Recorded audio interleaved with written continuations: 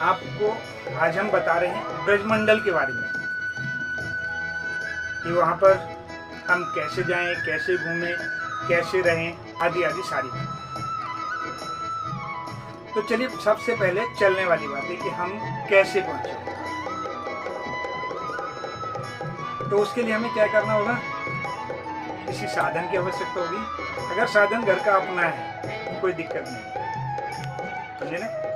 साधन अगर घर का अपना है तो कोई दिक्कत नहीं है। आप स्कूटर, मोटरसाइकिल, कार या छोटी गाड़ी जो भी हो अपनी दो और सीधे चलो। दो रास्ते हैं जाने के। पहला रास्ता है कोसी वाला रास्ता, जो बदरपुर से होकर के सीधा निकल जाता है कोसी के। कोसी से मुड़ जाइए या फिर सीधे वृंदावन और मथुरा चले जाइए। दूसरा रास्ता यमुना एक्सप्रेस वे, सीधा मथुरा जाता है, उससे आगे आगरा। तो आप मथुरा घूम करके मथुरा पहुंच जाइए, या फिर मथुरा से कुछ दूरी पहले, मथुरा से थोड़ा पहले एक कट जाता है जो वृंदावन के लिए जाता है। वहाँ पर पेट्रोल पंप है, दोनों तरफ ढाबे हैं। अब अगर आपको दिखाई दे जाएगा तो उससे पहले ही कट है। तो उस कट से नीचे हो लीजिए, शिवा ढाबे से आगे की तरफ जाते हुए हम आगे निकल जाएंगे वृंदावन के लिए। और जहाँ पर पार्किंग है, मायावती पार्किंग है, वहाँ से मात्र 10 किलोमीटर के आसपास मथुरा है। आप वहाँ से मथुरा में प्रवेश कर सकते हैं और वहाँ पर देख सकते हैं बहुत अच्छी जगह है। वहाँ पर जन्मभूमि, द्वारकाधीश मंदिर, कई सारी जगह है वहाँ पर आप देख सकते हैं। और वृंदावन तो मंदिरों की नगरी है, मंदिरों से भरा पड़ा है और यहाँ पर आप जो चाहें आप देख सकते हैं। लेकिन इस बार की हमारी जो वृंदावन यात्रा रही वो रही ट्रेन से। तो ट्रेन से आप कैसे जाएंगे, यानी कि रेल से आप कैसे जाएंगे, उसका भी एक साधन सिंपल सा। कैसे? ताज एक्सप्रेस, जो वीरांगना लक्ष्मीबाई के नाम से भी मशहूर है, वो ताज एक्सप्रेस का टिकट लीजिए। रिजर्वेशन टिकट मात्र 90 रुपये का है।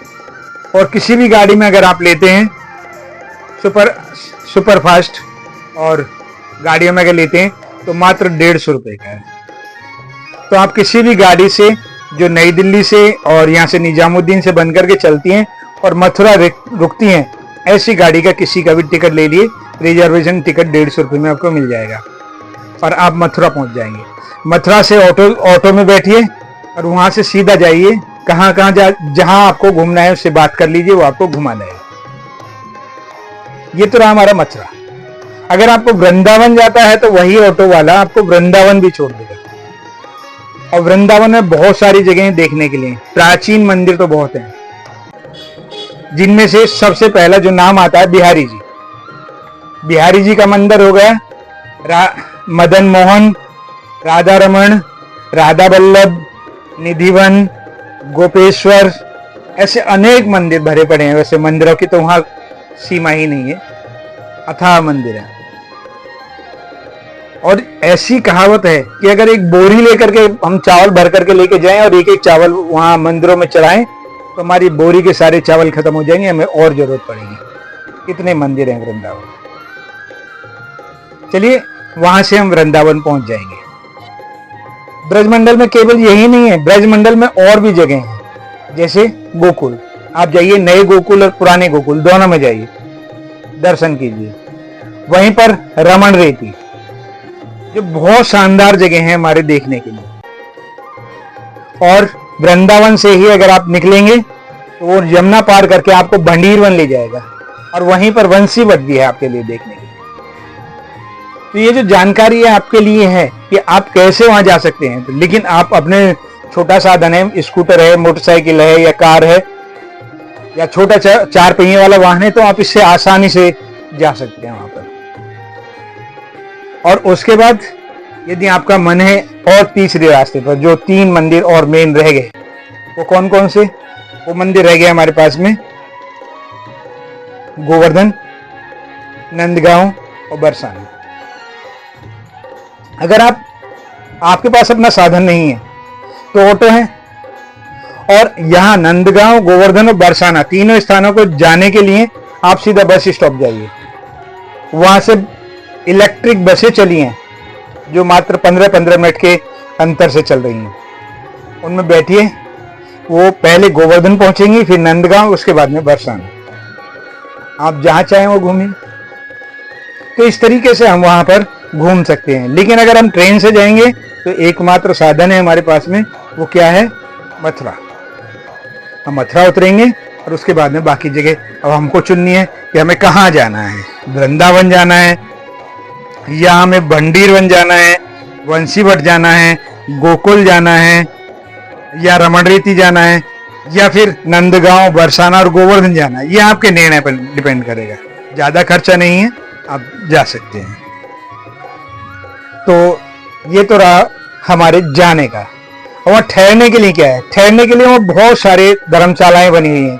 आप किसी भी धर्मशाला में बात कीजिए, और अगर और ज्यादा पैसा देना चाहते हैं तो आप जो वहां पर लॉज बनी हुई है उनमें, और भी ज्यादा पैसा देना चाहते हैं तो वहां पर अच्छे अच्छे होटल भी बने हुए, उनमें आप रूम ले सकते हैं।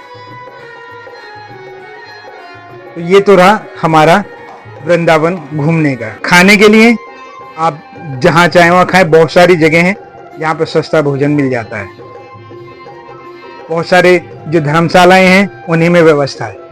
100 रुपए के आसपास आपको भरपेट भोजन वो लोग खिला देते हैं। आप किसी से पता कीजिए, आपको सब बता देंगे। हाँ, आप वहां के इस्कॉन मंदिर में जाएंगे तो वहां पर आपको भोजन जो है, भोजन थाली मिल जाएगी। आप पीछे की तरफ जाइए, वहां पर टोकन है। सुबह के नाश्ते का 50 रुपए का, शाम के नाश्ते का 100 रुपए का। आप उस टोकन को लीजिए और भोजन पाइए, भरपेट भोजन पाइए। तो इस तरीके से हम वहां अगर हैं वृंदावन में तो हमें बहुत कुछ खाने के लिए मिल सकता है। तो इसी तरीके से सभी जगह पर आपको भोजन की व्यवस्था हो जाएगी। और तीसरा है हमारा कि हम सभी मंदिरों के अच्छे से दर्शन करें। हो सके तो वहां 5 बार, 11 बार, जितना ज्यादा बार हो सके उतनी बार जिस भी देव के दर्शन कर रहे हो उसका नाम लें, या उससे राधे राधे बोले, या राधे श्याम बोलिए। राधे राधे। जय श्री कृष्ण। श्री शाम सदाशिवाय नमः। नमस्कार।